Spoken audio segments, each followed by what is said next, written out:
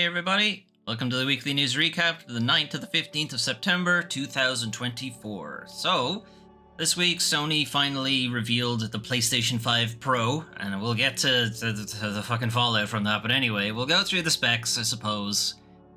Witness Play Unleashed, or Witness Price Unleashed. Anyway, as I said, we'll get to the specs first. So, many have asked for a console that runs even higher fidelity graphics with smoother frame rates at 60 frames per second. That's pretty much been the ask for every single games console up until now, but okay. So the big three things, and they literally called it the big three, features of the PS5 Pro is that there's an upgraded GPU, and then there's a bunch of numbers, but in general that just means they can process images quicker, which means higher frame rate. And advanced ray tracing just means it'll look nicer, more or less. Mostly you'll find that in reflections, interior areas and stuff like that. If you're not familiar with what ray tracing is and you just see it as a buzzword, ray tracing is effectively how many times a light ray bounces around the image. And the old way to do that was called ray casting, where you would throw out a light ray from the camera, like the viewer's viewpoint, and see how many places it bounces off from, and then that would tell you what kind of reflective property the thing you're looking at should have, and you would have to limit how many bounces it would take, because it would bounce forever. Essentially, it was infinite bouncing unless they were looking way off into the distance. Then you don't care, and the limiting there was how good the image looked. Essentially, ray tracing is the other way around. You start from one point and see all the different places it bounces to before it hits the eyeball. That's a little bit more expensive, but it's also a little truer to how physics of light works.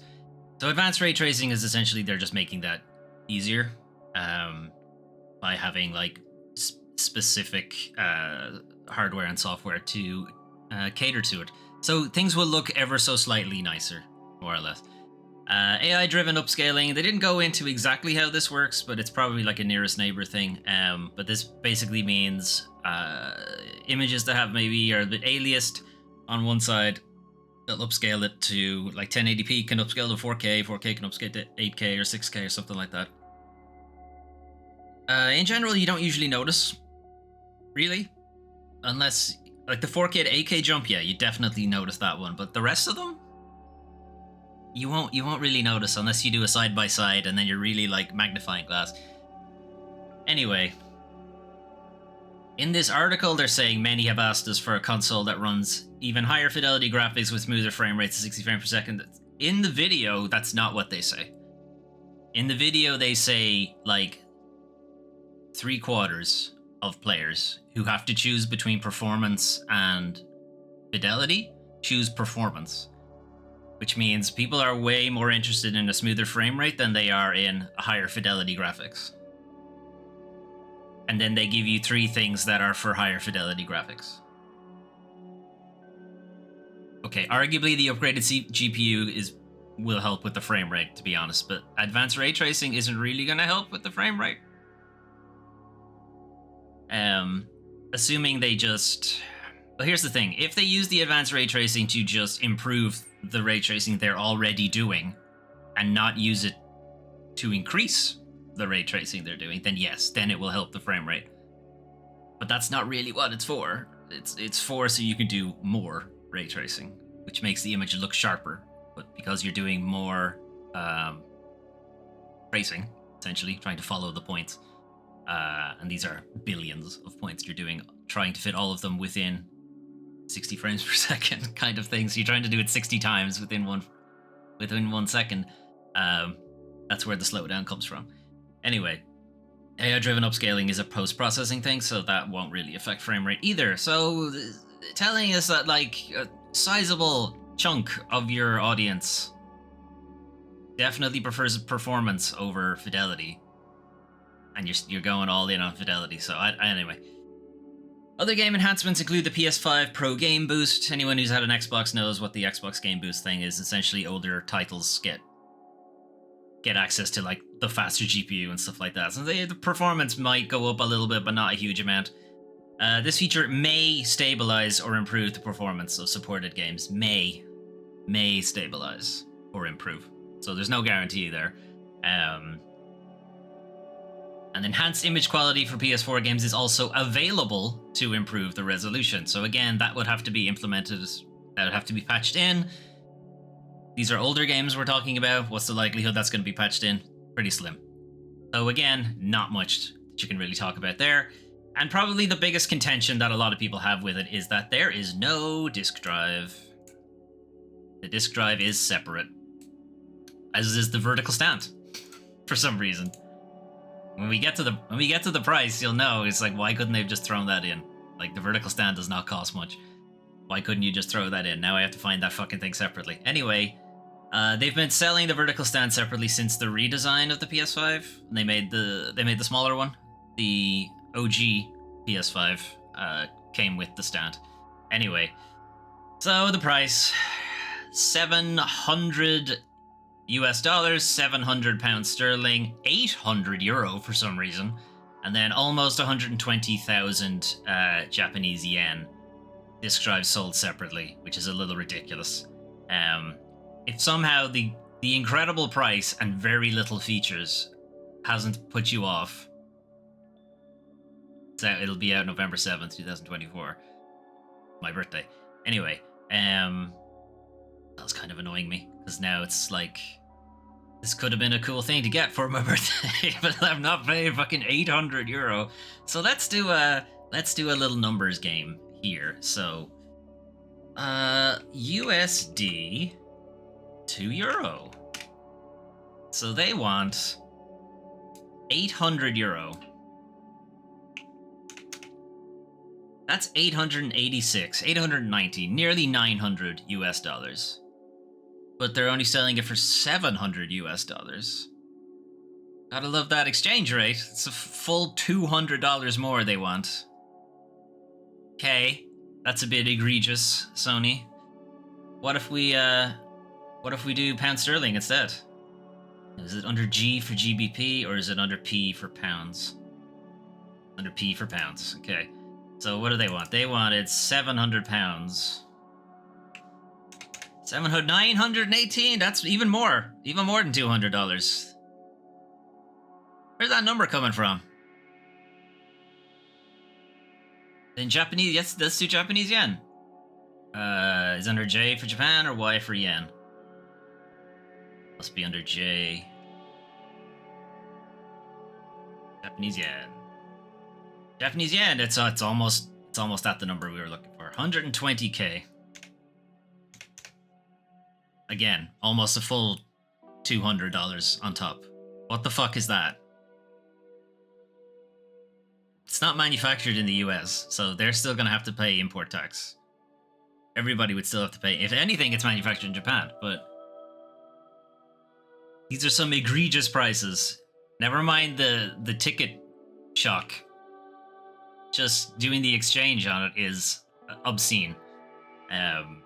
So yeah, as you might imagine, the fallout from the PS5 Pro not having much to talk about in terms of spec. The video that they put out was very much, hey, this tree that's fucking miles in the distance on the scene that has is slightly jaggy will be slightly less jaggy with the PS5 Pro. $700. Like, I mean, come on, there's nothing there. You are not going to notice the difference. On top of that, there were no games shown off that are like specifically could only be done with the PS5 Pro or anything like that. You know, features that could only happen with the PS5 Pro. Now, they didn't do that with the PS4 Pro either, but the PS4 Pro had is that it kind of sat between the PS5 and the PS4. And even then, I don't think the PS4 Pro sold amazing. It was like 10% of the install base is PS4 Pros. Analysts are assuming the PS5 Pro will be the same. I don't think it will, unless it gets a significant price cut, because that's obscene. The PS4 Pro had the kind of distinction in that it would help you run games that were primarily built with the PS5 in mind, and then had a PS4 port, that it would run the PS4 port better. You know, like this, like Cyberpunk famously ran like shit on a regular PS4. It ran okay on a PS4 Pro, and then obviously on PS5 it ran fine, but it obviously had other performance issues on top of that. But just getting it to run was an ordeal on PS4, and on PS4 Pro it was fine. Like it's definitely not as big a jump from PS4 to PS4 Pro as it is from PS5 to PS5 Pro. That's tiny. Like, what are you even doing? Why even bother with this? Anyway, the video again was only showing off games because Sony have no real games in the pipeline right now. It was only showing off games that are already out. Spider-Man, Final Fantasy, which isn't even Sony's game, Last of Us, you know, that kind of thing. Horizon, the ones they always show off, you know, because they only have like 4 IP. Not even 4 IP, 3 IP. Even though Astrobot showed them they have like 300 and something that they could have gone from, but whatever. Anyway, there not being a disc tray, kind of a big deal, because people to upgrade to this, and if they have physical discs, you know, if they're upgrading from the PS5 that has the disc drive to the PS5 Pro, that means they're going to have to buy the disc drive separately. The disc drive is about $80, which I guess if you're doing their crazy exchange rate, €200 for some reason. That's a lot. And not only that, if you go on the various, you know, Amazon, eBay, GameStop, what have you, to buy a disc drive now, they're sold out. So we got some scalpers buying them up, so that when it comes time for people who want to get a PS5 Pro, they're gonna have to pay a ridiculous amount to get the disc tray as well. Yeah, I'm really not sure who this product is for. And to be fair, I said the same thing about the PlayStation Portal, and apparently that did well. And I honestly thought it wouldn't. So I've been wrong before. I don't think I'm wrong about this one. But I guess we'll see. November 7th. Pre-orders are some stage in October. Or sorry, pre-orders are at the end of September if you go directly to PlayStation, and then October for everybody else. Anyway, that was kind of a megaton this week. But there were some news elsewhere. So we have this game, Nightmare Operator. This was shown off. This is a Tokyo Game Show trailer. Tokyo Game Show hasn't started yet. It doesn't start till next week. But they got their trailer out already probably because it's going to be swamped with a bunch of other developers putting out their trailer. So why not get it out a little bit early? I think it looks pretty interesting. So it's going for Resident Evil, the newer Resident Evils, Resi 4, Resi 5, Resi remakes, that kind of thing. But it does have this kind of parrying system that seems interesting. The enemies are melee based. When I was just looking at screenshots, I thought it was like a Dead Space type thing. Because it just reminded me a lot of the plasma cutter, like the weapon, the way the reticle is played out and stuff like that. But no, it really does look like it's more going for a Resident Evil vibe. With a kind of mix between melee and ranged combat. If you've played any of these types of Resident Evil games, you do know that you're using your gun to soften up the enemy and then move in for melee stuff. At least if you're playing the game properly, that's what you should be doing. The hit stop is a bit aggressive. I would maybe slow that down, or not slow that, speed it up a little bit, because the hit stop is a bit much. Maybe cut it in half, because it's a bit insane right now, with a lot of enemies on screen. No release date as far as I'm aware. It's just a wish list on Steam, so there's still plenty of time for it to get some additional work done on it, but I thought it looked interesting. And then Spray Paint Simulator is just announced again, also doesn't have a release date, but it's like the opposite of Power Wash Simulator, I guess. I'm gonna put all of the dirt on the vehicle or on the building or whatever. It's pretty funny. Did I turn my microphone on? This is the best time to check when I'm way into the stream. I did. Okay, good. Anyway, yeah, it's gonna fill the same, scratch the same itch as Power Wash Simulator, I think. Satisfying lines and stuff. And then if they have like a system for, so you can see like they do like masking tape and like cover the stuff they don't want to paint, and it would be interesting to see if there is a mechanic to take that off. Because, you know, that's super satisfying, seeing like a nice clean line when you take the tape off. It'll allow you can make a hideous fucking heat vision house if you want as well, I suppose. And you can do tartan for whatever reason. I don't know why you would do that. Anyway, that similarly is a wishlist now thing. In fact, I'm not sure if it even has a Steam page yet. Anyway, Epic Games, free Epic Games this week. Rugrats Adventure in Gameland is a remaster of the original PS1 game, I think. It is a pretty standard platformer type thing.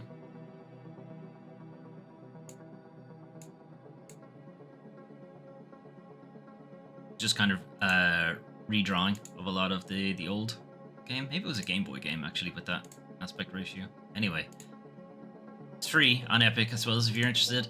And the other one is Super Crazy Rhythm Castle.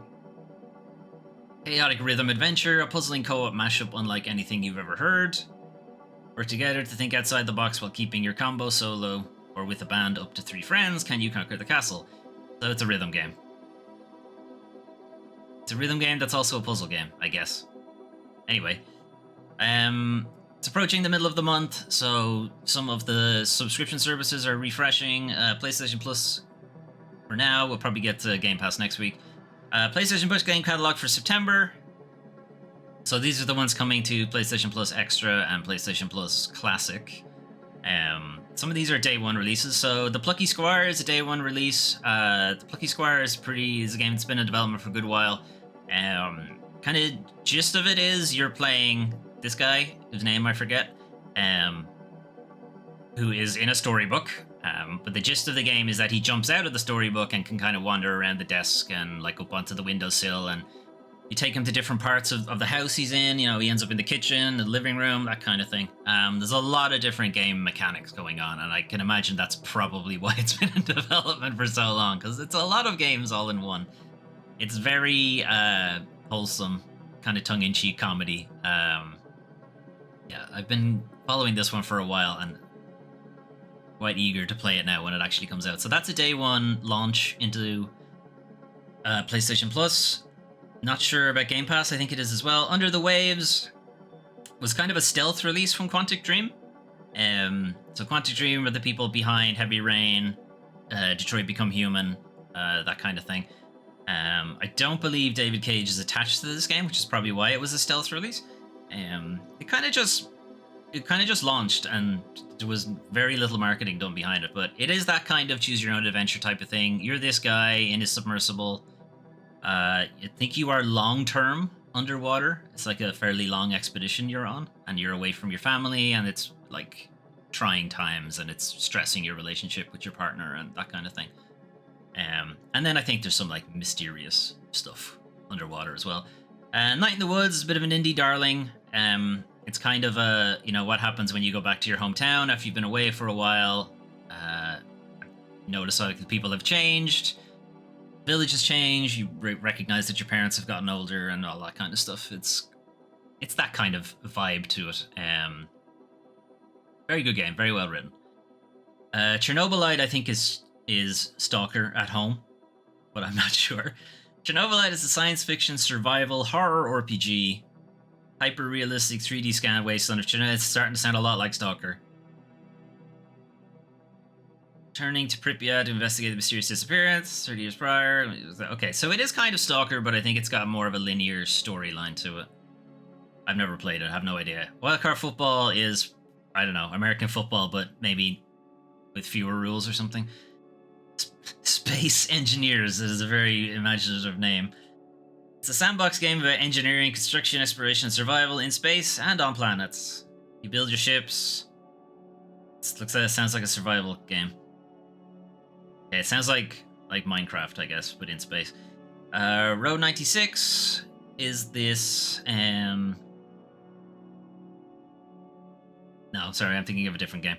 What is Road 96? Road 96 is this sort of road trip thing where it's a bit kind of roguelike a little bit, because you're kind of choosing So it's sort of like procedural in that different events will happen during your road trip, and you can choose to engage with them or not. And the ones you do or don't engage with change what happens later on down the road and stuff like that. The actual overarching plot, I'm not sure if there even is one. I think you're just trying to go from point A to point B, and there are just various things happen along the way. Ben 10. I don't know if you're into Ben 10, I suppose. Far Cry 5, probably the weakest of the newer Far Crys. It's alright, but play Far Cry, you probably know what you're getting there. PlayStation Plus Premium, which is the highest tier. Typically has classics, and I guess now they're putting the VR games in there because they weren't getting enough with the classics. I don't know. Pistol Whip is a very good PSVR 2 game. It's a very good game all by itself, but in VR, it's you know, the part in like John Wick films where he like just devastates an entire room of guys with a single pistol, like that. Just really does make you feel like that. Secret Agent Clank was a portable spin-off of the Ratchet & Clank games where you played as just Clank, and it has a PS4, PS5 port now. Sky Gunner, I'm not familiar with. Flight Sim, originally released on the PS2. Okay, I think it's a shmup. Sounds like a shmup. Mr. Mosquito is a hell of a pull. It's a somewhat unique game. It was originally on the PS2. And the kind of general gist of Mr. Mosquito is there's a couple of different levels. You're flying around a household and you're mostly just harassing the people there, trying to bite them and get their blood and what have you. And they obviously don't want you to do that. So there's a little bit of like trying to hide from them and like catch them at inopportune moments. Like you're a little bit stealthy, and then there's just random aerial combat happens. It's a really fun game, actually. I'm going to check if that has trophies, because if it does, then I'm definitely going. I'm going to play it anyway, but if it has trophies, I'll probably play it soon. Anyway, speaking of soon, those are some of the games you can play soon. But what if you wanted to play something right now? Well, you can play Hollow Body. This is finally out. This is a Kickstarter title that most of the games press has been likening to Silent Hill 2, but in Britain instead. We played a little bit of this during some of the Steam Next Fest, and disclosure, I have backed this on Kickstarter. I do have a key. We will be playing this pretty soon. What I've played of the demo and what I have seen of development, looks like it's going to be pretty good. This developer's other games, Chasing Static, has a kind of horror vibe, and I think it's set in Wales, but I'm not sure. But it was very much more of a slow burn walking sim type thing. This is very much more in the survival horror leanings. Yeah, quite eager to play this one. So look for that on the channel pretty soon. Then we have Caravan Sandwich. Very strange name. Anyway, I think the gist of Caravan Sandwich is you are coming from this sort of like very nice kind of gentrified space station, and you're dropped down onto this colony that is very much not that kind of thing. Lots of things are broken and you're having to fix things and stuff like that. And you are journeying through like the desert in this kind of wasteland area looking for, I think it's your dad, but I'm not sure. And along the way, you're talking to people and helping them out and doing various odd jobs and stuff like that. There was a demo for it during Steam Next Fest. It's quite good. I thought it was, very wholesome, very... Not wholesome, it's not the word I wanted. Very relaxed, there's not like combat or heavy dexterity required or the game or anything like that. It's very much an exploration type thing. And the car is pretty cool. Or the caravan, I suppose. Anyway, that is out now. If you wanted to give that a look, I will be doing so also. I Am Your Beast is kind of a Jason Bourne sim. The general gist of it is you are out in the middle of nowhere and these like spec ops guys have come to take you in. But you're not going to go quietly, basically. So it's very much a kind of, what do they call this? The Jason Bourne films are kind of lumped in with the same kind of genre of preparedness porn or competence porn or something like that, where they're just very efficient with everything they do. That's kind of the gist of I Am Your Beast. This is from the same people who made game I can't remember now. fuck is it called? It's like that Max Payne game, but you're fighting like vampires and werewolves, and like a PS2 throwback thing. Came out like last year. El Paso Elsewhere. That one. Same developer. Anyway, that looks pretty cool. That, as far as I'm aware, though, is PC only for now. Edge of Sanity is kind of a... It's sort of like a party management game, and then also sort of a survival game. So there's a bit of survival horror to it, and that you're going out into different areas in this kind of remote wilderness area that housed some kind of scientific endeavor, and something went wrong, and now there's eldritch horrors all over the place. And you're mostly just trying to survive and finding survivors, and those survivors can help. They have different benefits and different perks that they can help back at camp. Or you can train them to have different perks and stuff like that if you don't manage to find the survivor that you need. You can have somebody else fill the role, but they might be able to fill the role as well. But also they have their own trauma on top of that, so you're having to keep them healthy and sane and that kind of thing. It's very much a kind of juggling, you know, keeping the plate spinning, trying not to lose anybody and that kind of thing. The small bit I played of the demo, it didn't really get into that aspect to it. It was really only kind of small bits of like how the sanity system works. But from what I played, it seemed really interesting, and at the same time seems like it's kind of tough. So there's probably an element of like trial and error. You're probably not expected to win your first couple of goes at it. But I think it's available on basically everything right now. LC is a Metroidvania, so I am contractually obligated to play it. It helps that it is very colorful and very vibrant, so that's always appreciated. It's always a bit of a downer when the Metroidvania games are a bit dull.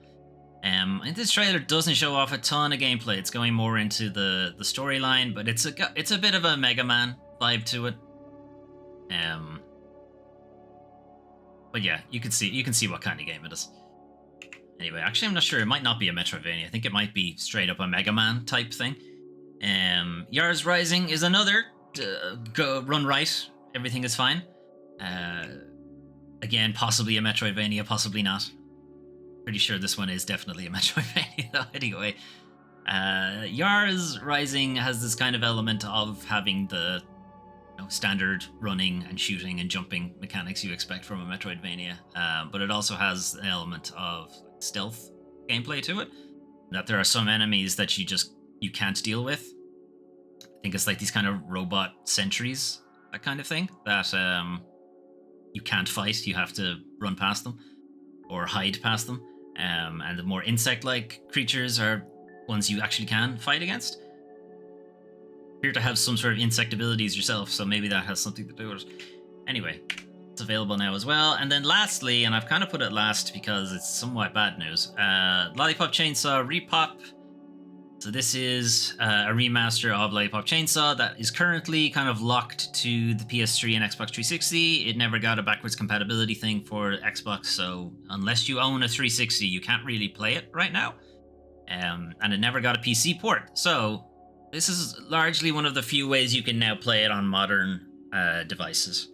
So it is on pretty much everything except the Switch, but it apparently doesn't run particularly great. Now, the original game also did not run particularly great, so I'm not sure how to take some of the reviews, because they're saying, oh, it's performance, and it's got frame dips, and all of that kind of stuff. The original one did too. The original, it did not run well.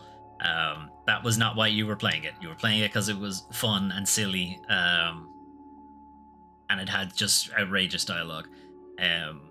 Outrageously bad dialogue, we should say. It's also missing a lot of its licensed music, like the power-up one. I knew they were going to lose that one because they did say they didn't get the license for that one back, but apparently they've lost a few more. We'll have to see. They've claimed that it hasn't been censored beyond the original one and beyond some of the music that they obviously weren't able to keep. This trailer is also a little bit weird in that it's meant to be a launch trailer for the game, but it's only really showing that one boss fight that is pretty close to the end of the game. It's a weird one. Anyway, I kind of want to see what more people say about it before I jump into it. We are probably going to do a Let's Play of it because it was one of my very first Let's Plays. And it's one of the few that still gets decent number of views because, as I said, it's very difficult to actually play yourself right now.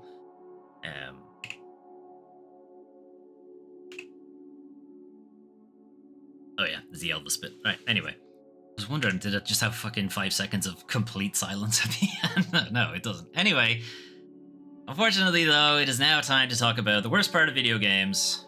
Video game industry. So, Annapurna Interactive reportedly sees exodus of entire staff as negotiations break down, leaving developer partners scrambling. So this was news on Friday this week that Annapurna Interactive, the entirety of the staff have just left, just quit en masse. We don't really know why.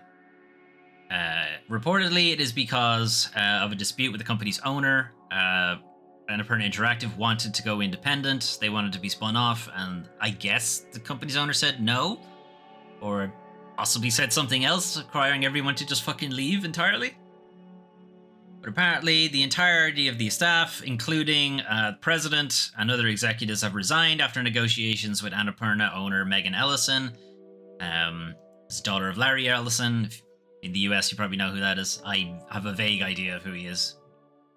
Not good is kind of the vibe I got. Anyway, they were trying to negotiate the spin-off of Annapurna Interactive, but they I guess said no. They failed to reach an agreement, and apparently the failure was enough that everybody left. Again, we don't really know what the reason was, and because it was on a Friday, it's probably going to take a while for us to figure out why. This has allegedly caused chaos among Annapurna Interactive's game developer partners. Remember, Annapurna Interactive are a publishing partner, and they have published a lot of games that you're probably familiar with. Outer Wilds, What Remains of Edith Finch, Cocoon more recently. They're kind of big in the indie scene, so this is concerning, to say the least. The new president, Hector Sanchez, is said to have told developers that all contracts will be honored and that all Annapurna Interactive staff will be replaced. It's going to take you guys a while. It's a lot of people to lose all in one go. There's a lot of relationships to lose all in one go as well. You know, there would have been developers there who were used to working with a specific person and not just the role at Annapurna Interactive. So that's going to hurt. Top priority is making sure developers yada yada yada yada. Yeah. So again, this was quite a shock for like the entirety of the staff to leave, not just a couple of people or one team or something. Like the whole thing, just hollow. But we don't know why, and it's you know, it's a real mystery right now. And it's kind of a big deal in the indie scene because they are one of the bigger indie game publishers. Anyway, we don't really know what's happening. Allegedly, it's not going to affect game developers. I can assure you it absolutely will affect game developers. Some people have been pointing out, like, that Remedy, the people behind Alan Wake, Control, had just signed a deal with them. That is actually with a different branch of Annapurna. It's not with the interactive side. It's with the, like, film, TV side of things. So that's not affected by that deal. But still, it's concerning. It's hearing people leaving, but these ones didn't want to leave. Microsoft lays off further 650 Xbox staff. No games cancelled or studios closed. I guess they fucking learned their lesson on that one. Not enough to, you know, not fire people. All they learned was don't cancel games, I guess. Microsoft has laid off a further 650 Xbox staff. Allegedly, no games and studios have been closed at this time. It is allegedly only affecting, like, support and management types, which would kind of ask the question of why didn't you lay them off with the rest of them before that? Why only now? What were you hanging onto them for that you needed to do and now you don't need them to do? Could you maybe have laid them off without losing studios? Could you maybe have laid nobody off because you make like 88 billion in profit a year? Could you maybe have not laid anyone off and maybe just made slightly less profit? No? No, of course not. Anyway, allegedly it is to organize our business for long-term success. Yes, of course, because you definitely are looking at the long-term success of Xbox. Okay, if you include all of their other layoffs, Microsoft has now laid off 2,500 staff in the last year just from the gaming section. The roles affected are mostly corporate and supporting functions, which allegedly means it's not developers and QA and what have you, but hey, it got to them already this year. They did them first. They let these ones get through another quarter. For the past year, our goal has been to minimize disruption. Yes, minimize disruption by acquiring new developers. That definitely that minimizes it massively. Laying off a bunch of developers, that definitely minimizes disruption, of course. While welcoming new teams and enabling them to do their best work by firing them. Okay, as part of aligning our post-acquisition team structure and managing our business, you're doing some fine managing here, we have made the decision to eliminate approximately 650 roles. Remember when we said we were welcoming new teams? Mostly corporate and supporting functions, mostly, which means not entirely, to organize our business for long-term success. Yes, that long-term success of spending $69 billion to acquire Activision and then doing nothing with it. I know that this is difficult news to hear. We are deeply grateful for the contributions of our colleagues. Yes, I'm so grateful that I'm laying them off. Anyway, reminder, Microsoft is probably the richest company on Earth. And if it's not, it is very much in the top 5. It absolutely can afford all of these people. It makes a shit ton of profit every year. These are not required layoffs. And even saying that, Phil Spencer, Xbox, and whatever have said already that acquiring all of these companies, they didn't have enough people to manage it. Remember, that was an excuse for why they got laid off? And now they're laying off management. Make it make sense.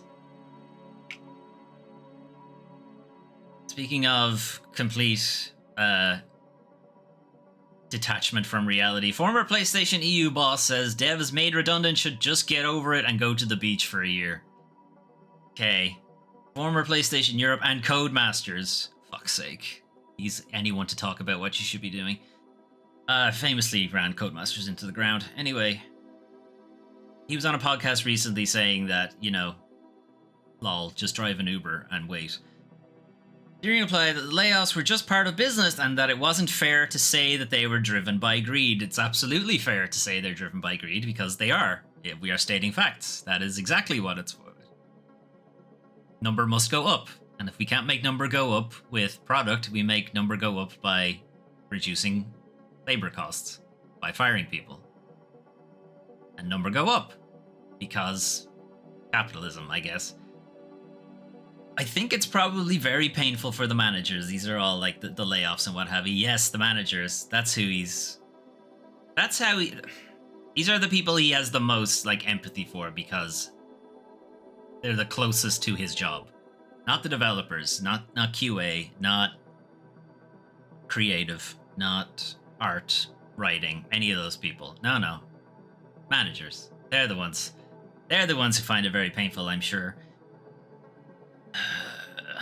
Anyway, talking about the games industry, it's still where the action is, and it's like the pandemic, but now you're going to have to take something to figure out how to get through it. Drive an Uber or whatever. Fuck off. Go off to find a cheap place to live. I'll just go find one of those. Let's go off and find a cheap place to live. No problem. Here I go. Oh wait, it's nowhere. Go to the beach for a year. Cheap place to live and go to the beach for a year. I don't think you're going to get both of those. I mean, you're not going to get cheap place to live in the first place. Certainly not going to get anywhere near a beach. I presume people were paid some kind of a decent severance package. You presume pretty heavily. Again, this is a guy coming from 2 CEO positions. He knows what his severance package. Yeah, they're pretty decent, all right. By the time that runs out, you know that's life. No, shithead.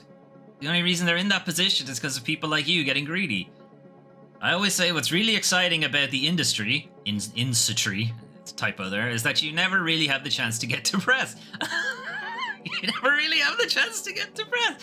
We had a survey from game developers at the Game Developers Conference a while ago, and it was like 90% of them are sure layoffs will be continuing. You never have a chance to get depressed. Okay.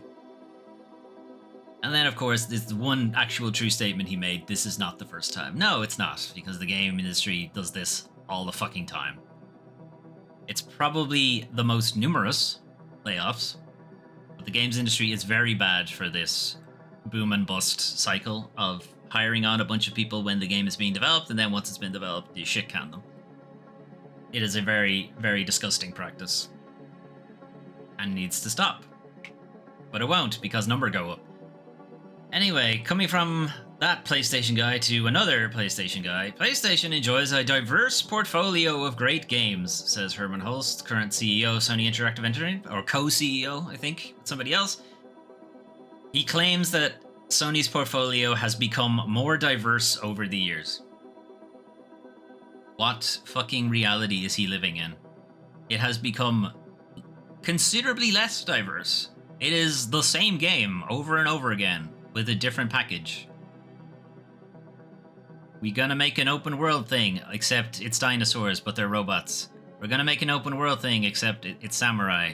We're gonna make an open world thing, except you're Spider-Man.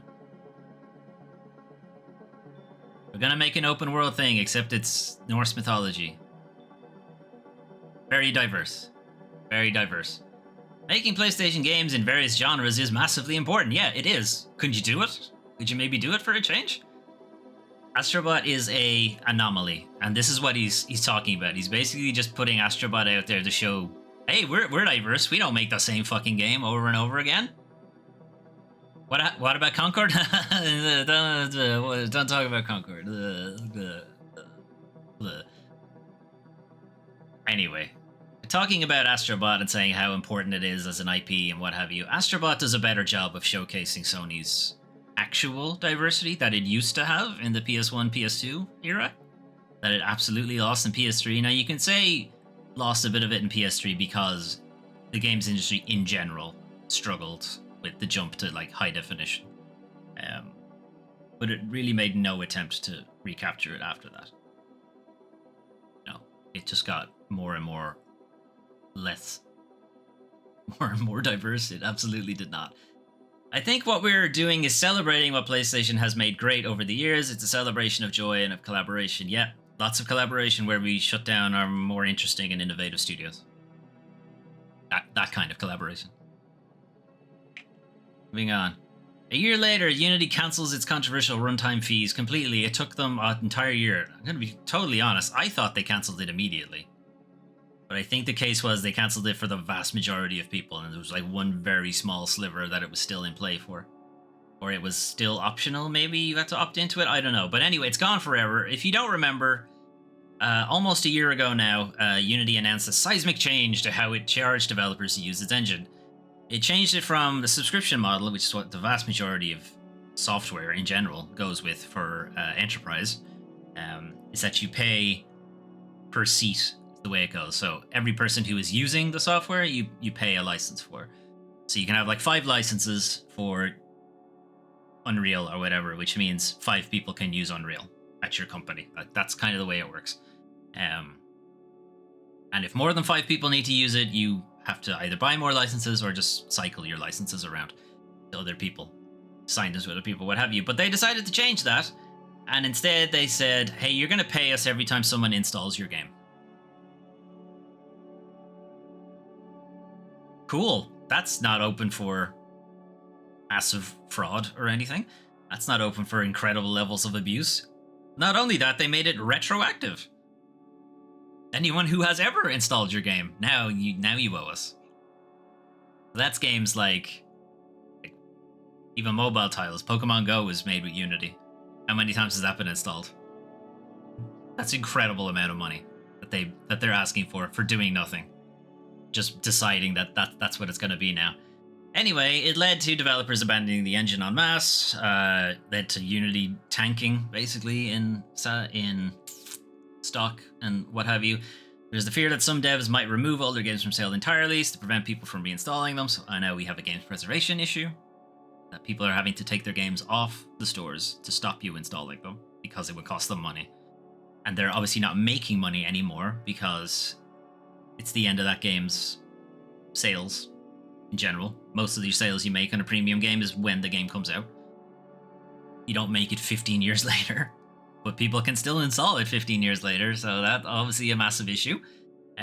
All of this was a giant mess that eventually led to Unity partially walking back some of these decisions a week later. It also led to Unity CEO retiring. He was fucking fired out. He wasn't allowed to he was allowed to retire. He should have been fired, but he was allowed to retire because that means he got his golden parachute. Anyway, other executives resigning, and now, after all of that, the company is fully ditching the thing entirely. So, effective immediately, new CEO Matthew Bromberg has said, we're done. We're done with that. Runtime fees are gone. Unity goes back to its subscription model that it already had. The subscription price will increase, but it will be in line with like what the market is doing effectively. And anytime it does increase, it will be on a yearly, annualized basis. They're not just going to randomly jack up the subscription price out of nowhere. It'll be the same time every year. If they are going to raise it, that's when they'll do it. On the other hand, they said they wouldn't do this install fee thing, and they did. So who knows? Unity Personal is still free, so if you're just fucking around with Unity, you don't have to worry about having to pay anybody anything. It only becomes an issue when you start making $200,000. That's when Unity decides to wet their beak. But that's an upgrade from used to be only 100,000, so you still have a little bit of leeway. It's good news, but it really shouldn't have taken that long, and it shouldn't have been a thing in the first place. Okay, speaking of shares tumbling, Ubisoft's share price tumbles again as minority investor calls for the company to go private. So there's kind of two stories at play here. Ubisoft has not been doing great recently. A lot of games they've put out just haven't really caught people's attention. They've put out a couple of live service games that have flopped. And then Star Wars Outlaws did not do great commercially in its first couple of weeks. So the share price has dropped after Star Wars Outlaws and then dropped again a little bit after that. Ubisoft's share price has tumbled once again after a minority investor called for the company to go private. So this is, when they say minority investor, they really fucking mean it, because they have less than 1%. Less than 1% of Ubisoft stock. This is very much an activist thing of them buying as little as they can so that they can say something. And it should absolutely not be taken seriously in any way whatsoever, because they're going for the private equity playbook of buy Ubisoft, hollow it out, and sell off the husk. Which is not going to help the company in any way whatsoever. It'll help the private equity guys, help them a lot for about 2 seconds. Anyway, he wrote an open letter to the board. It's hilariously bad. We're not even going to bother looking at it. There's a link in this if you want to look at it.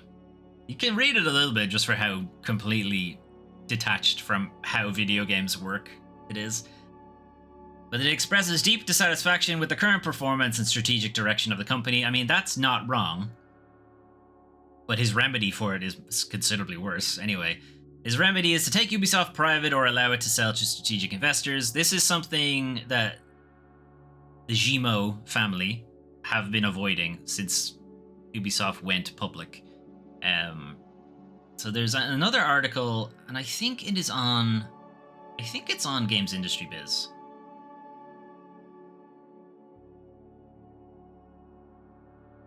It's not in the related articles, but I think it's also on that. I couldn't find it, is the problem. Otherwise, I would have linked that one. But I think it was on this site, but I can't find it now, so we're using this one instead. But it goes into like Ubisoft's history and how its current share price isn't wildly different to how it was 10 years ago. And what's interesting is it's a considerable tumble, but it's only a tumble if you don't take the kind of what was happening in the background for Ubisoft. So Ubisoft has always been under threat of hostile takeovers for quite a while. And the Gimo family have been going out of their way to sort of avoid that. So at the beginning, Ubisoft was a pretty small publisher. Its kind of gist of it was that it would publish... it would handle European distribution for Japanese developed games and some US developed games. Because the Japanese developers typically didn't have a European distribution arm. So Ubisoft would handle a lot of that. That's why you see some games that you know are from a Japanese dev and then it says published by Ubisoft. And that's weird. Why were Ubisoft publishing it? That's why. Then they kind of got into publishing their own games for a little while. Rayman, that kind of thing. Started making a bit of a name for themselves, started kind of pushing further into the publishing arm, and then branched out into making their own stuff in the high definition age. Assassin's Creed and what have you. And at that point, they started being targeted by the bigger publishers for acquisition and trying to fend off hostile takeovers, as they're called, where they buy enough stock that they can force a sale. And what happens with that is when you are trying to fight off these kind of things, it ends up inflating the share price because people know what's going on. Like the people who own a significant number of shares know that there is this kind of battle between what would have been Ubisoft and EA for a while, Ubisoft and Activision for a while, and then Vivendi really, really wanted Ubisoft, and they were buying a lot of stock to try to get enough to force a sale or a negotiation at least. And the Guillemot family were also buying stock to prevent that, so they would keep a controlling stake. So there'd be negotiations with people who already own stock, and you could sell it to me, don't sell it to Vivendi, and what have you, and that would obviously push up the price of the share. So if you look at Ubisoft's share price from around 2015, which is when it started, the Vivendi takeover thing, it just spikes. It just goes way up, like ridiculously overvalued, overinflated, or inflated, whatever way you want to look at it. And it's really only after the pandemic when it starts to come back down, which is essentially when Vivendi gave up trying to do this anymore, and they sold their stake to Tencent. And Tencent still have a pretty significant chunk of investment, and there's still a possibility of a threat from them trying to do a takeover as well. But the Guillemot own enough stock that I think if Tencent tried to buy stock at the price it was at the time, it'd be way too much money, but at the price it's at now, they could possibly get away with it. Anyway, this is kind of just another one of these attempts, and Ubisoft, Guillemot in general have kind of done this before. We know how to do this. You're not going to keep the company like this. But yeah, it's basically to say that this tumble obviously isn't great, because if you bought in at the height of it, obviously you've seen like 90% of its value wiped out. But if you bought in at the beginning of it, you know where it was at. Like it's just come back to normal, really. This is the price it should have been at. Maybe it's a little bit less than the price it should have been at. But the thing is that the stock had been inflated for a very long time because of this battle between the Guillemot family and Vivendi. And it's basically just calming down. This is the price it should be. But because Walmart? No, I mean, possibly. What was I trying to say? Trying to say Wall Street and Wall Market, and Wall Market is a fucking Final Fantasy VII thing. I don't know where that came from. Anyway, private equity stock shitheads obviously only see the last quarter, or maybe last 2 quarters. And looking at that, yeah, Ubisoft has had a significant fall. But if you just widen your eyes a little bit, you'll see that it's just coming down from a massive inflationary period, and it's not a big deal, as big a deal as they're making it out to be. Ubisoft at its current state is mismanaged, and shareholders are hostages of Guillemot family members and Tencent who take advantage of them. Again, he's not wrong. Management is focused on pleasing investors with beating quarterly results and not focusing on long-term strategy to provide exceptional experience for the gamers. Again, not wrong, but his remedy doesn't exactly change that, because his remedy would be selling to private equity, and private equity would absolutely be about pleasing investors and absolutely nothing to do with the gamers. So he's not wrong, but also his remedy is worse, considerably. I mean, I'd argue Ubisoft should probably go back to private, but it should not be selling itself. But also Guillemot should not be in charge, because he's presided over a great number of toxic workplace issues and has never seen any real comeuppance for it. Anyway, moving on. A European consumer watchdog wants you to be able to buy exactly as much in-game currency as you need and not in fixed chunks. So you might, if you've played any of these kind of mobile games or any of the like free-to-play stuff that has these in-game premium currencies and stuff like that, you typically can't just buy the thing you want in the shop. You have to buy the currency, and you can't just buy as much currency as you need for the thing in the shop. You can only buy it in chunks. And those chunks always leave you with a little bit left over at the end, because hey, you've almost got enough for another thing. More money? More money? Fuck you. Basically that open letter saying, yes, stop doing that. It's bad. So this is an open letter to the European Union Commission. This is from a group of like consumer advocate things, so they're non-governmental. The Bureau Européen de l'Union des Consommateurs. I did not say that right, but whatever. represent 44 non-governmental consumer organizations from 31 countries and have been around since 1962. So they've been here a while. They've seen a lot of shit. And they basically allege that games like Fortnite, like FIFA, like Minecraft, Clash of Clans, any of those microtransaction-heavy games that you can think of, are in breach of European Union consumer protection law. Now, rather annoyingly, they're coming down on the, oh, will somebody please think of the children angle? But a lot of the things that they're like advocating for would be good. You know, they would actually be good for the industry. Of the 50 most played games on Steam in 2023, 21 feature in-game premium currencies. Of those 21, 8 had an age rating of 12 years or lower. So, yeah, these are things that are not necessarily targeting children, but are certainly rated for them. Which means they're expected to be playing it, and they are being inundated with, hey, buy this thing. And we have seen like studies elsewhere that like having the default skin in Fortnite leads to bullying, shit like that. So having people buy it so that they just don't get bullied about it anymore. Obviously has considerable other issues that we should probably be talking about, but anyway. So they have some recommendations. It's like 35-page thing. I did not read the whole thing. I find it unlikely that you are going to read the whole thing. So here's a summary of their recommendations. The EU should consider banning the use of premium currencies in games and apps. That's probably not going to happen, but it would obviously get around this whole problem. We don't have to worry about people having money spending issues in these games if you just got rid of it entirely. It just went back to the old way of doing things by playing the game. Playing the game unlocks things.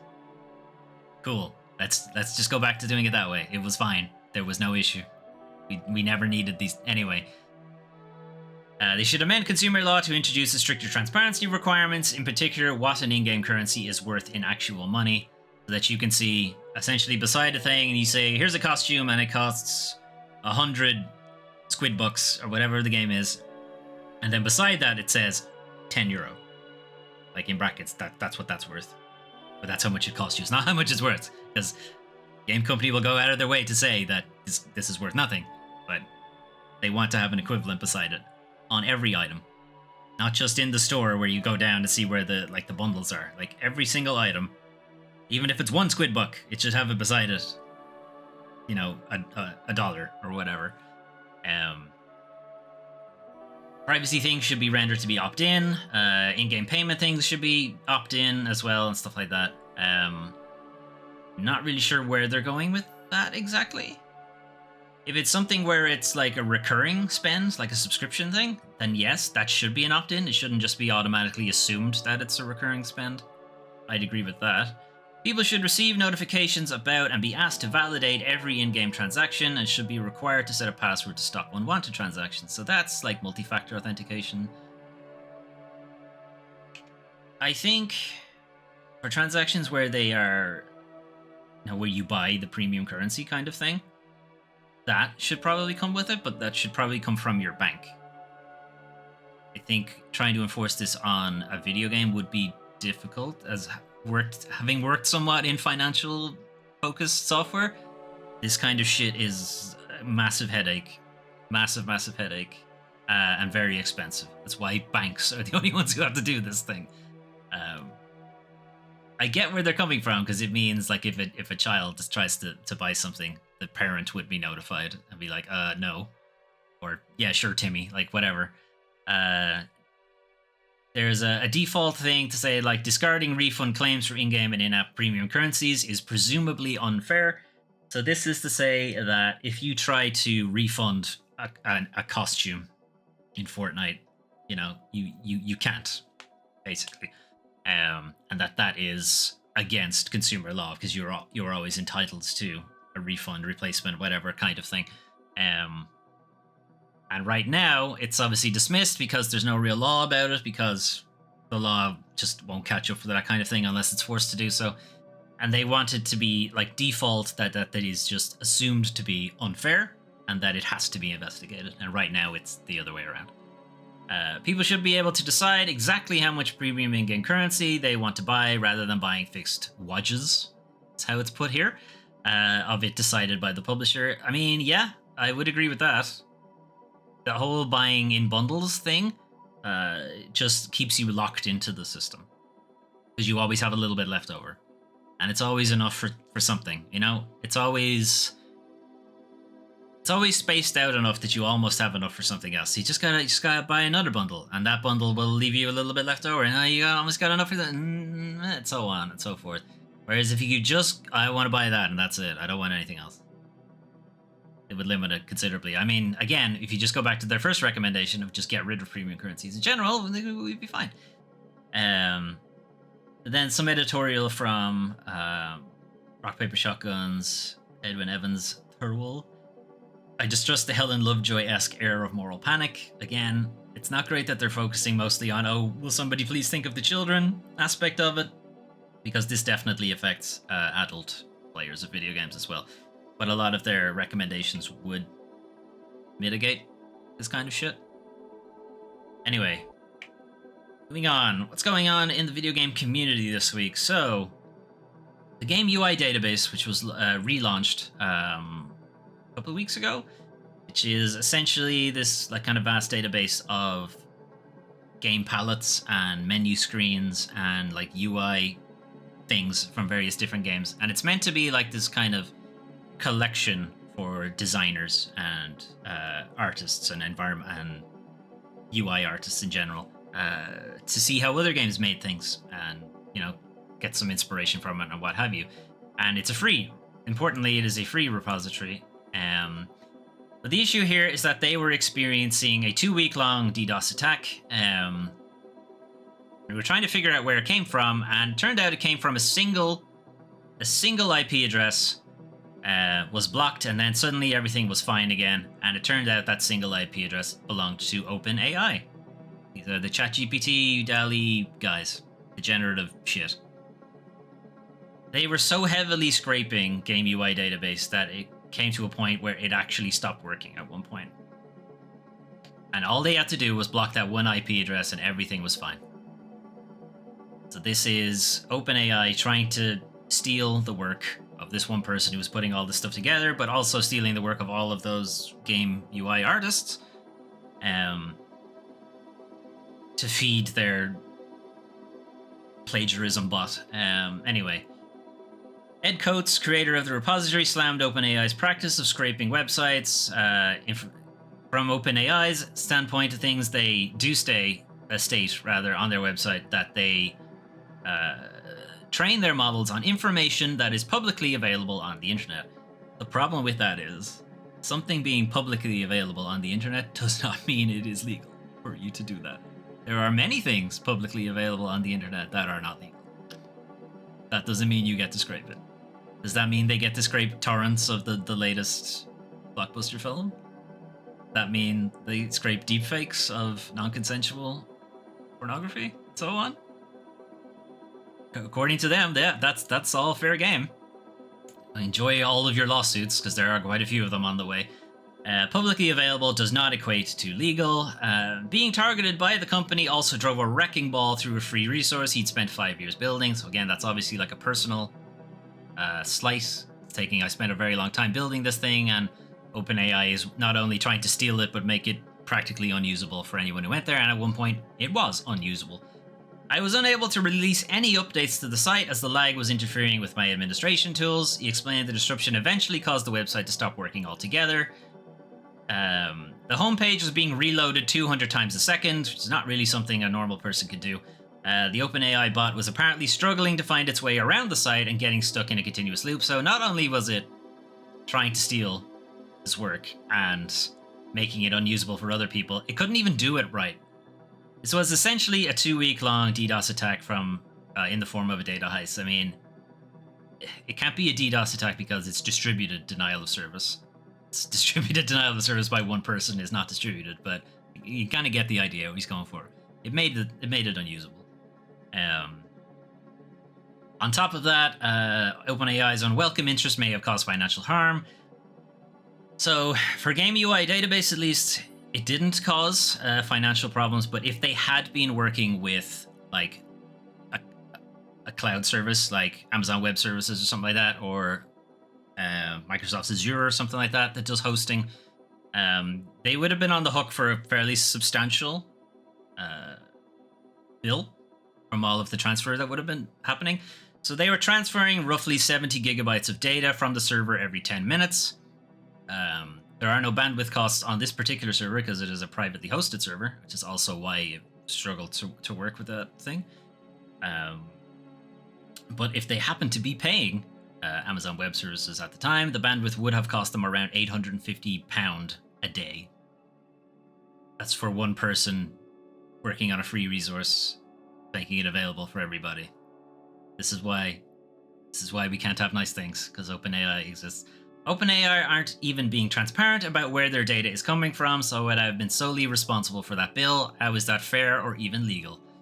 So they would have ended up racking up a lot of costs, and because OpenAI aren't upfront about where they're getting their data from, you couldn't point to them and say, get the bill from them. They're the ones who fucking racked up that bill. You know, couldn't do that. So yeah, OpenAI being scummy, imagine. I know, in this day and age, who would have thought it? Anyway, something a little more lighthearted. This is a Lego rebuild, I guess, of Stardew Valley, Pelican Town. It won People's Choice at BrickCon 2024, and can't exactly be surprised about that. It's pretty impressive. Took 2 years to build, and if the TikTok video loads, you might be able to actually see it. Any second now. Okay, you get a little bit of a video playthrough of it. No, I didn't want you to open TikTok. I just wanted you to make a full screen. For fuck's sake. Why? I can't believe you opened TikTok. Anyway. Stuff. I'm gonna close that because it's actually showing some stuff I don't want. It's probably best that I not put out on the internet. Anyway. Pretty impressive. Lego rendition of it. Took 2 years to build. And I think it's like an Instagram link somewhere. Is it here? No. Slightly better look at it here. It's kind of talking about how it took a really long time to set up. It's like 10 hours or something to set the thing up.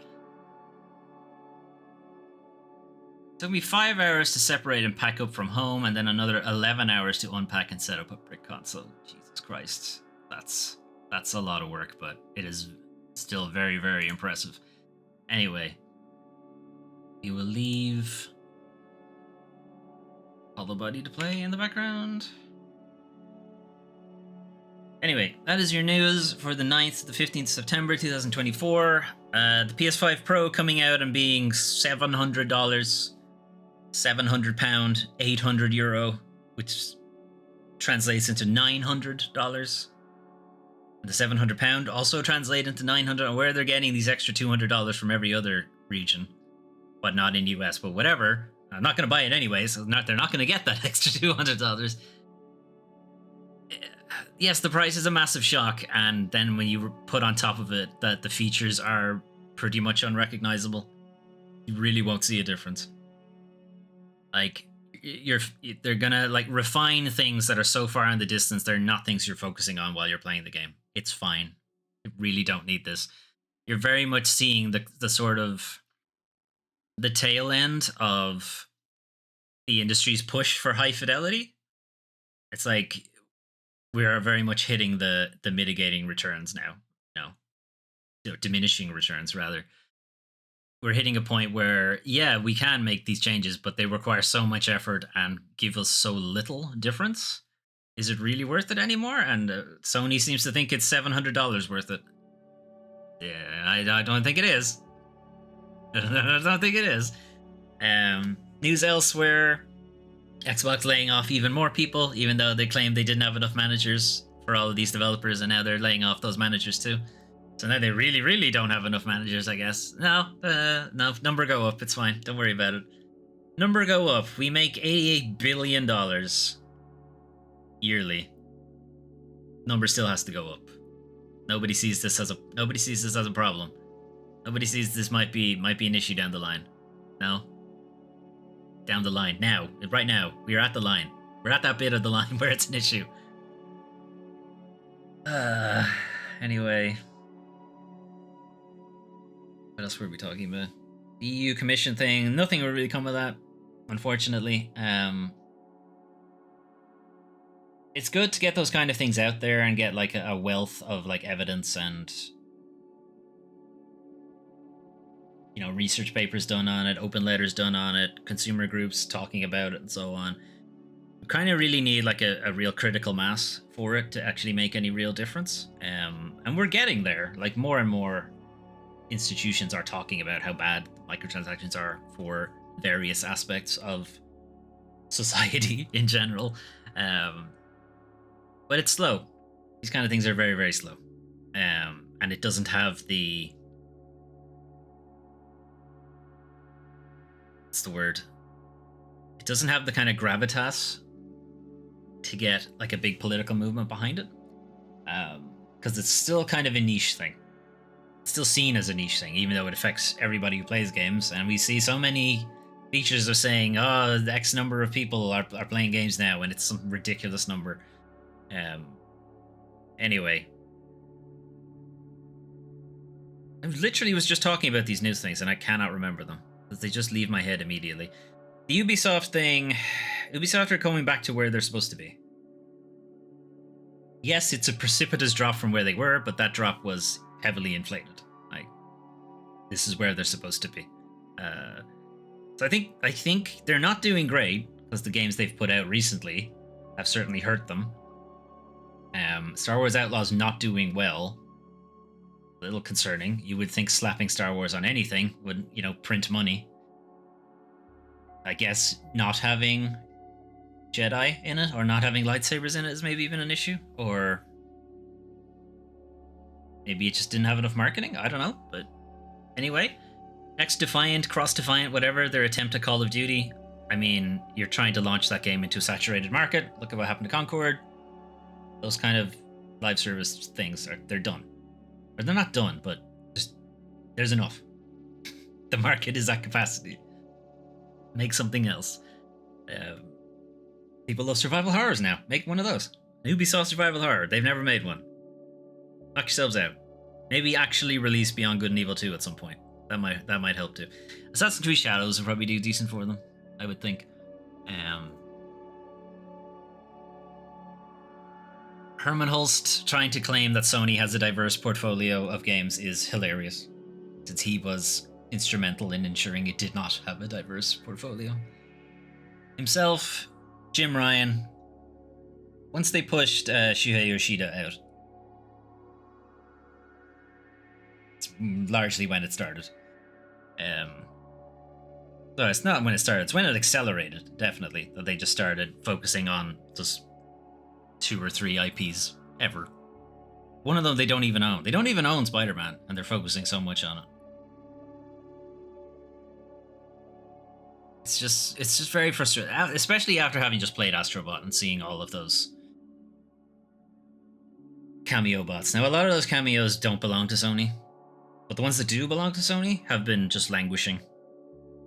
Just done nothing with them. They've made no attempt to revitalize them or anything. It's just very frustrating. And then for him to say they have a diverse portfolio and, we have to make lots of different genres, it's like, cool, do it. Prove it. Because from where I'm looking, you do not have a diverse portfolio, and you do not make a very different genre of games very often. Anyway, that guy saying just drive an Uber, lol. I mean, obviously, piece of shit. Definitely not the time to say that kind of thing. The layoffs are historic for the industry. It's not that the industry has never done layoffs before, but it has never done them to this level. They are extreme. There is very much a problem in the industry right now. There was always a problem in that they always did this boom and bust thing. And the live service thing was somewhat marketed to developers as a way for you to keep your job, because you'd be working on something constantly. It wouldn't be a case of, okay, well, we're not working on a game for a while because we're in previs and we don't need everybody here for previs, so good, fuck off. And that's the way the games industry used to work. The live service thing, the idea was that you'd always be working on something. It was to keep the lights on while we make our next big game. And we can put out DLC, and we can put out costumes, we can put out seasons, and then the industry turned into just doing that and not making the next game. Let's just keep making the game we've already made. And now we have the issues that nobody wants that anymore. The consumer's done with it. There's a few people who still play those live services, and they still do okay. But there's definitely a fatigue for those kind of games. And in a lot of ways, they've forgotten how to make just single product game that doesn't have live service shit attached to it. And then you will once again have the issue of the boom and bust. We've made our game. Thanks. Goodbye. While more central creative team works on previs for the next game.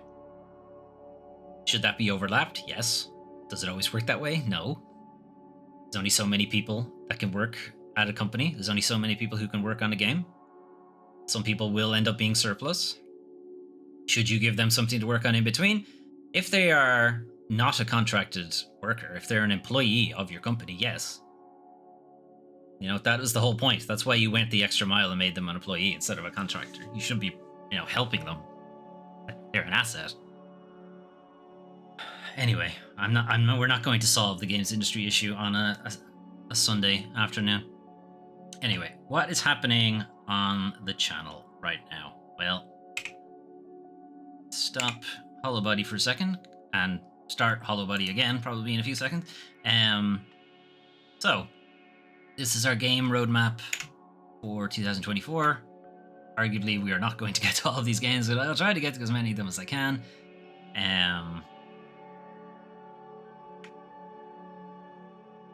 Should be here. So we finished Nobody Wants to Die this week. This was a cyber noir detective thing set in a world where people have developed this technology that allows them to essentially body jump and then effectively live forever, more or less. And the way it's been set up is that it's like enforced by the government that you pay a subscription to keep your body. And then you are given the opportunity, if you want, to purchase a new body by auction, I think. But the way they get these extra bodies is essentially it's people who haven't been able to pay their subscription. So there's this dystopic thing, and it's driven a massive wealth disparity. So the rich are getting, the rich are living forever, they're keeping their wealth forever, and they're able to stay in youthful bodies for like eternity, essentially. Whereas the poor and the middle class, so there's no middle class anymore. The poor are kind of left with whatever bodies they can afford, or the bodies that they're left in are, have various medical issues with them or deformities or what have you. And there's obviously a very disgusting ethical thing about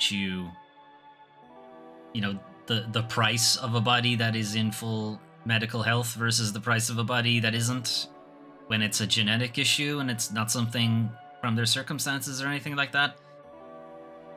Anyway, there's a lot that they could go into with the world building. The game itself doesn't go too much into it, which is somewhat disappointing.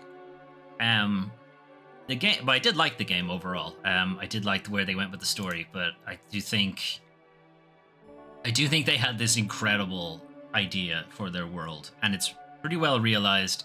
The environments are very detailed, very rich. Kind of just wanted more, which is a good thing, I guess. If I wanted less, probably wouldn't be a good idea. Still, somewhat disappointed they didn't go lean further into the ramifications of a society that's built like that. Anyway, I liked it. Elsewhere, we also started and finished Astrobot, and also last night I platinumed it. Very good game. I was talking about there as part of some of the industry bullshit stuff, like all of the games that make a cameo in the game. There's 300, I think. bots. I don't think there aren't 300 cameos. Like a lot of those bots are just NPCs, I guess. I don't know. They just look like Astrobot, but don't have the blue coloring. That's kind of it. But there are like a significant number of them that are like Solid Snake from Metal Gear Solid, you know, Raziel from Soul Reaver. That was a crazy pull. I wasn't expecting that one at all. It might have been a spoiler, actually. Apologies if that was a spoiler. I wasn't thinking. I'm just so surprised. I won't say any other ones then, just in case, because I don't want to spoil any more of them. Sorry about that. But yeah, even on top of all that and like the kind of nostalgia, whatever, the game itself is just really good. It's a really good platformer game. It's got a lot of fun little gimmicks, little power-ups that Astrobot has. Some of the worlds are really interesting, like the voxely world where you just everything looks like it's from an old game. Just has a crazy amount of particles. And it's that kind of, like, again, this is the raw power of the PS5 GPU, and it's not being used for high fidelity stuff. It's being used to just do, here's a shit ton of things on screen at once. You know? Like, Resogun does it really well as well. Like, a lot of Housemarque stuff does it really well. They do particle... They just do particles really, really well. If I had any one disappointment with it, and it's the disappointment I've had with Sony overall, is that it focused a little bit too much on the IPs that they're focusing on heavily already. You know, there's a lot of time, we'll say, given over to Horizon, God of War, Uncharted, and I think we've seen enough of them. You know, it would have been nice to see. And then they do. Again, I don't want to spoil the other ones. But they're not the only games. And the ones that they do choose from are quite the choice. You know, appreciate it. Good job, Team Asobi. But more of that. more of the old games. More of the games I like and fewer of the games I don't like. That's pretty much what that's boiled down to. Anyway, next week, we're going to be looking, starting 2 new LPs. So one of them, Pentiment, is here. This was one of the games from Xbox that made its way over to PlayStation. So it was Pentiment, Hi-Fi Rush, Sea of Thieves, and something. I can't remember what the other one was now. Anyway, Pentiment is one of the other ones. Pentiment is this sort of medieval manuscript-looking thing, but it is sort of a choose-your-own-adventure RPG type thing. I haven't looked too much into it because I wasn't sure I'd ever be able to play it, to be honest. So, looking into it now, it is from Obsidian, and I do generally like pretty much everything Obsidian make. So, I think the vibe is that it's kind of a point-and-click, but it's like a very loose point-and-click adventure. Anyway, I guess we'll see how that plays out. Oh my. And then the other game, as I mentioned already, is going to be Hollow Body. Game that I backed on Kickstarter. It is now out, so I'm quite eager to play this myself, so we'll do a full Let's Play of it. I am not sure how long it is, so I'm not sure if it will take the number of streams that I've put aside for it. It'll probably take more. And similarly for Pentiment, I haven't really looked into how long Pentiment is. Anyway, we're going to give both of these, I'm going to start both of these Let's Plays next week. So, stream and sketch for next week. Hollow Body, Tuesday, Wednesday. Pentiment, Thursday, Friday. There won't be a stream on Saturday because I won't be around. And then Sunday we'll be right back around to the weekly news recap. So what you're watching right now. So if you want to check out any of those, sure to drop by the channel on the times that you can see on the screen. Or wait and watch them on YouTube. The VODs later on. They usually go up the day after. And if you wanted to watch my playthrough of Astrobot or Nobody Wants to Die or many other Let's Plays that I've done, you can find them on YouTube. YouTube.com/DoomTrain5 is where you find all of those. If you're watching on YouTube, you can watch them live at twitch.tv/DoomTrain5. And if you want to chat and hang out, whatever, the Discord link is under my face on Twitch, or it's in the description. It's also under my face, actually, on YouTube, in the description. All right, I'm going to head off. Have a good rest of your day, and hopefully see you on Tuesday for Hollow Body. Bye.